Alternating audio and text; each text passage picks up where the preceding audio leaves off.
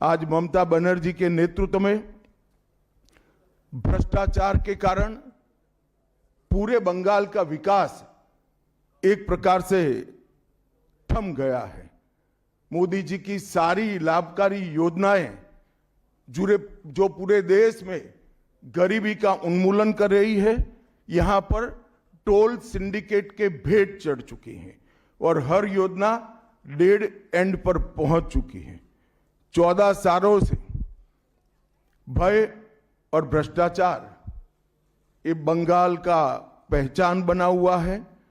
BJP सरकार का संकल्प 15 अप्रैल 2026 के बाद जब भाजपा सरकार बनेगी, बंग गौरव, बंग संस्कृति, उसके पुनर्जागरण की हम फिर से शुरुआत करेंगे।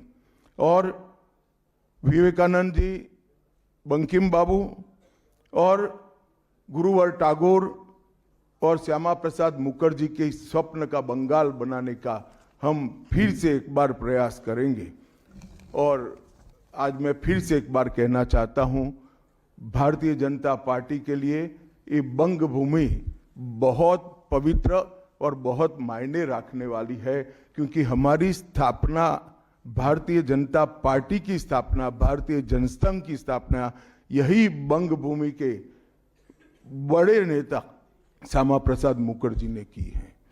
भारतीय जनता पार्टी की स्थापना से स्वामी विवेकानंद और बंकिम चंद्र चट्टोपाध्याय, इनका अनुकरण भारतीय जनता पार्टी ने अपने सभी सिद्धांतों के अंदर किया है।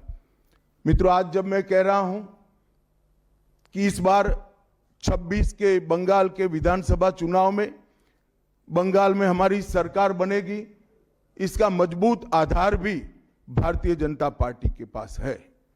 मैं आपको 2014 से 2024 तक के चुनाव के यात्रा के परिणामों को बताना चाहता हूं।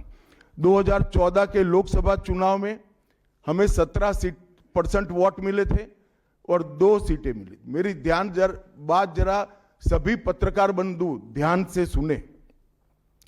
2014 के चुनाव में हमें 17% वोट और 2 सीट मिले थे। 2016 के विधानसभा चुनाव में हमें 10% वोट मिले और विधानसभा की केवल 3 सीटें मिली थी। फिर 14 से 19 के बाद 19 के लोकसभा चुनाव में हमें 41% वोट मिले और 18 सीटें मिली। और 21 के विधानसभा चुनाव में हमें 38 वोट मिले और 77 सीटें मिली। ये बहुत बड़ा अंतर है। जिस पार्टी को केवल 3 सीट मिले थे, वो पार्टी 5 साल के ही अंतराल में 77 सीट प्राप्त करी।